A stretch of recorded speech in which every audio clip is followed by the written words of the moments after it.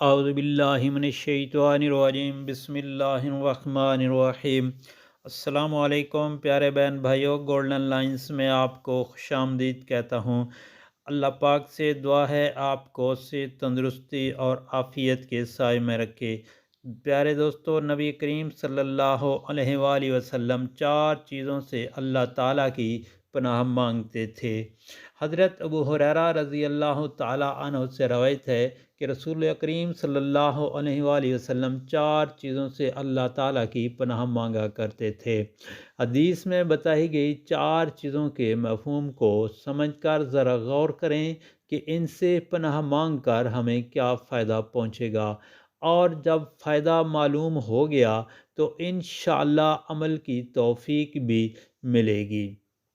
سب سے پہلی چیز جس سے اللہ تعالیٰ کی پناہ حاصل کرنے کا حکم ہے وہ ہے جود البلا۔ اس کا لفظی ترجمہ تو ہے آزمائش و مصیبت کی مشقت و سختی، مگر اس سے مراد ایسی حالت ہے جس میں آدمی زندگی سے تنگ آ جائے اور موت کو پسند کرنے لگے، یعنی ایسی مشکل و آزمائش کی حالت کہ اگر انسان کو زندگی و موت میں سے کسی ایک کے اختیار کرنے کا حکم دیا جائے تو وہ موت کو اختیار کر لے۔ بعض علماء نے کہا کہ اس سے مراد وہ حالت ہے کہ جس میں آدمی کو عیالداری کثیر ہو اور آمدنی کم ہو، لہذا جو مسلمان اللہ تعالیٰ سے جو البلا سے بچنے کی دعا مانگے وہ زندگی کی ہر مشکل سے محفوظ رہے گا۔ یا تو مشکل آئے گی نہیں، یا آئے گی تو ایمان و جان و آبرو کی سلامتی کے ساتھ اس سے نکلنے کی راہ مل جائے گی۔ درک و شقا، درک کا معنی ہے لاحق ہونا، شقا کا معنی ہے بدبختی و معرومی، یعنی معرومی کے لاحق ہونے سے اللہ تعالیٰ کی پناہ حاصل کرو۔ علماء نے لکھا ہے کہ یہاں بطور خاص سو خاتمہ مراد ہے کہ خدا نہ خواستہ جس کا خاتمہ بالخیر نہ ہو تو ابدی معرومیوں بد نصیبی میں جا گرا، اب اس کے بخت جاگنے کی امید نہیں رہتی، باقی دنیا کی زندگی میں جو اتار چڑھاؤ رہتا ہے وہ عارضی ہے۔ معلوم ہوا جو درک شقا سے بچنے کی دعا مانگنے کا معمول رکھے اس کا خاتمہ بالخیر ہوگا۔ سوء القضاء، تیسرا نمبر سوء القضاء کا ہے۔ سوء القضاء سے بچنے کے لیے اللہ تعالیٰ سے دعا مانگنے کا حکم فرمایا گیا ہے۔ سوء کا معنی تو ہے بری، تکلیف دہ، خواہ وہ حالت ہو یا چیز۔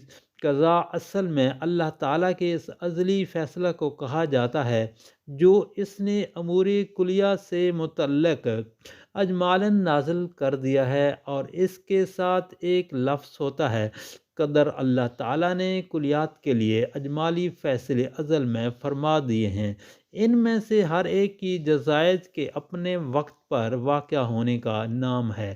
یہاں سوء القضاء سے مراد یہ ہے کہ کوئی بھی امر ایسا ہمیں پیش نہ آئے جو ہمارے دین و دنیا کے معاملے میں نقصان دہ ہو۔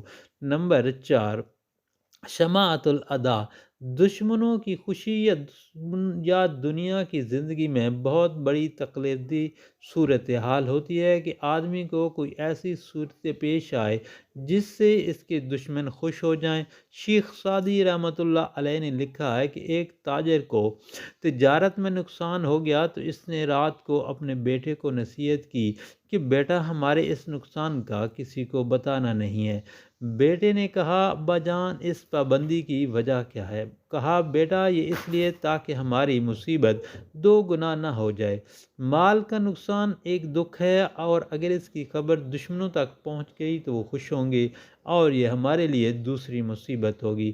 کافر مسلمانوں کی دشمن ہیں، اگر خدا نخواستہ کو مسلمان آخرت میں اپنے گناہوں کی وجہ سے عذاب میں مبتلا ہو تو کافر اس پر طعنہ ماریں گے کہ ہم تو کافر تھے، تمہیں کس چیز نے عذاب کا منہ دکھایا، تم تو ماننے والے تھے۔ یہ بھی شماعت الادا ہے۔